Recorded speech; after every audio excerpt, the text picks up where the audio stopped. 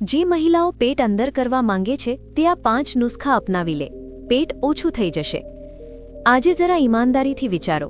કપડાં યોગ્ય હોય, ચહેરો સારો લાગે, પણ જેવું પેટ પર ધ્યાન જાય છે, આખો આત્મવિશ્વાસ નીચે જતો રહે છે અને મનમાં એક જ સવાલ આવે છે, કાશ મારું પેટ અંદર જતું રહે.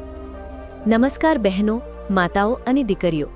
આજની આ વાતચીત ખાસ એ મહિલાઓ માટે છે જે ચૂપચાપ પેટની ચરબીથી પરેશાન છે, પણ ખુલીને કોઈને કહી શકતી નથી. આજે હું તમને કોઈ જાદુ નહીં, પણ એવા 5 ઘરેલું નુસ્ખા જણાવવાનો છું, જેને જો તમે ખરેખર અપનાવશો તો પેટ ધીમે ધીમે અંદર જવાનું શરૂ કરી દેશે. પણ તે પહેલાં, જો તમે તમારા સ્વાસ્થ્ય, આત્મવિશ્વાસ અને શરીરને પ્રેમ કરવા માંગો છો, તો આ વિડીયોને લાઇક કરી લો. ઘરની કોઈ અન્ય મહિલા સુધી આ વાત પહોંચે તેથી શેર પણ જરૂર કરજો. અને હા, આવી કામની વાતો આગળ પણ મળતી રહે તે માટે જોડાયેલા રહેજો. હવે ધ્યાનથી સાંભળજો, કારણ કે આ વાતો સાધારણ લાગશે પણ અસર ઊંડી કરશે.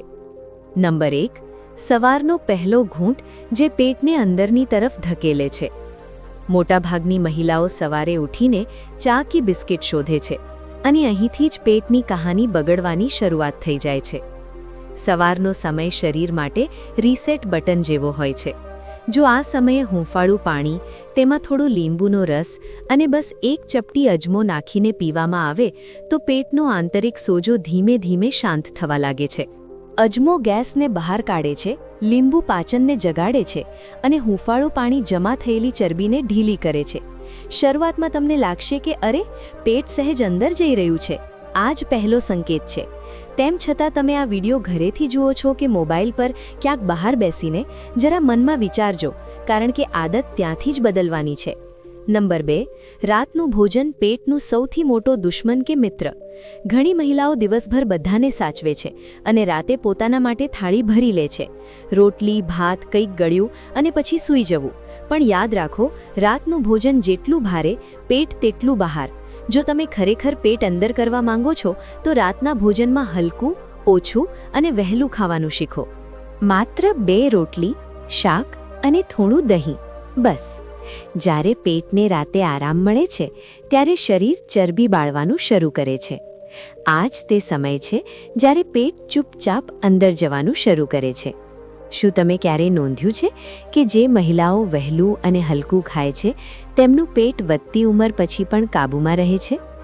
નંબર 3, ચાલવું, પણ એવી રીતે જાણે પેટ સાથે સીધી વાતચીત થઈ રહી હોય.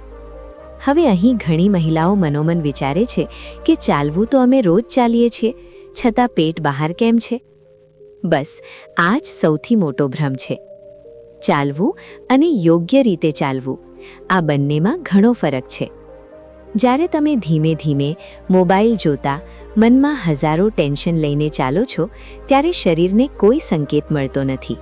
પણ જ્યારે તમે રોજ નક્કી કરેલા સમયે થોડા ઝડપી પગલાંથી પેટને સહેજ અંદર ખેંચીને ચાલો છો ત્યારે શરીર જાગે છે.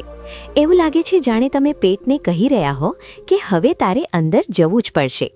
શરૂઆતમાં શ્વાસ થોડો ઝડપી થશે, પગમાં થોડો થાક લાગશે, પણ 3-4 દિવસે એક અજીબ હળવાશ અનુભવાશે. પેટ પહેલાં જેવું ભારે નહીં લાગે, ગેસ ઓછો થશે અને કપડાં પહેરતી વખતે અરીસામાં જોઈને મનોમન સ્મિત આવી જશે.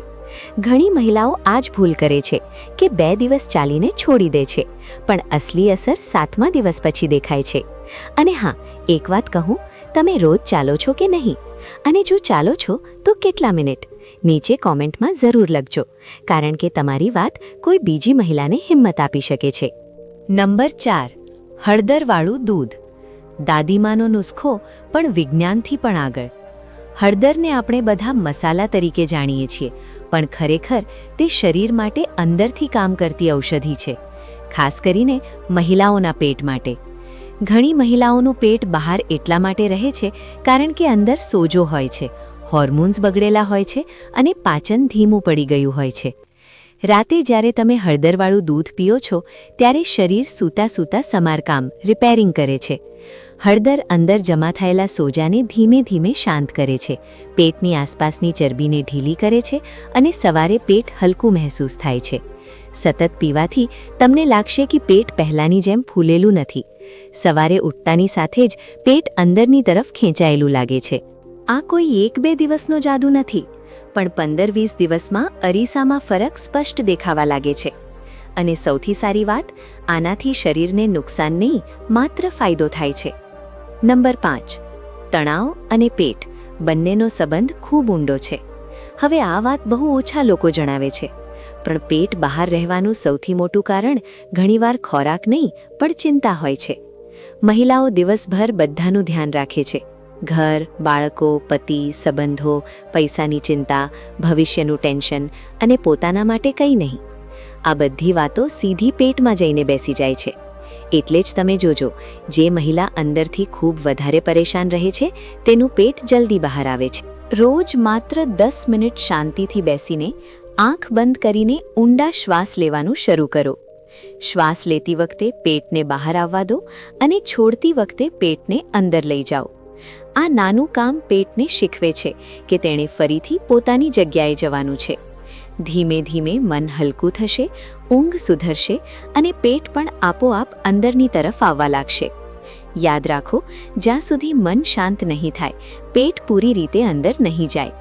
હવે એક વાત ખૂબ ધ્યાનથી સાંભળજો, કારણ કે આ વાતો પહેલાંના 5 નુસ્ખાઓથી અલગ છે, પણ તેટલી જ જરૂરી છે.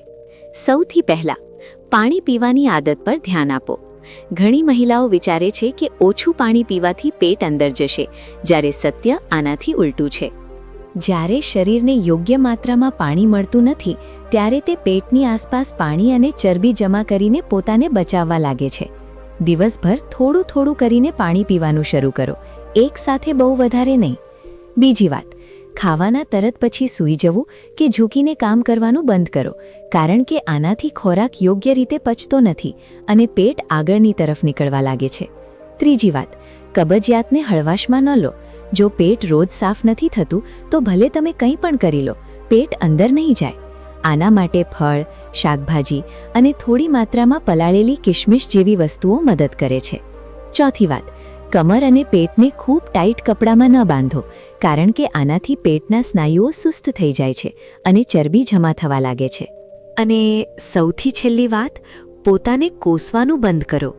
અરીસામાં ઊભા રહીને રોજ પેટ જોઈને દુઃખી થવું નહીં, પણ આ વિચારવું કે હું ધીમે ધીમે પોતાને ઠીક કરી રહી છું.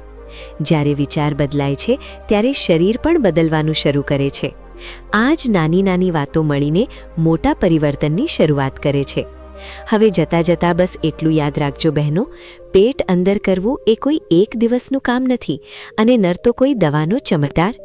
આ રોજ રોજની નાની નાની આદતોનું પરિણામ હોય છે. આજે તમે જે વાતો સાંભળી, જો તેમાંથી અડધી પણ ઈમાનદારીથી અપનાવી, તો આવનારા દિવસોમાં જ્યારે તમે અરીસા સામે ઊઠા હશો, ત્યારે પેટ નહીં, તમારો આત્મવિશ્વાસ સૌથી પહેલાં નજર આવશે. પોતાને સમય આપવો એ સ્વાર્થ નથી, તે એક જરૂરિયાત છે. તમે વધુ સારું મહેસૂસ કરશો, હળવાશ અનુભવશો અને સૌથી મોટી વાત, પોતાથી ખુશ રહેશો. તેથી આજથી જ તમારા શરીર સાથે દોસ્તી શરૂ કરો, સરખામણી નહીં. કારણ કે જ્યારે મહિલા પોતાને સમજી લે છે, ત્યારે તેનું શરીર પણ તેની વાત માનવા લાગે છે.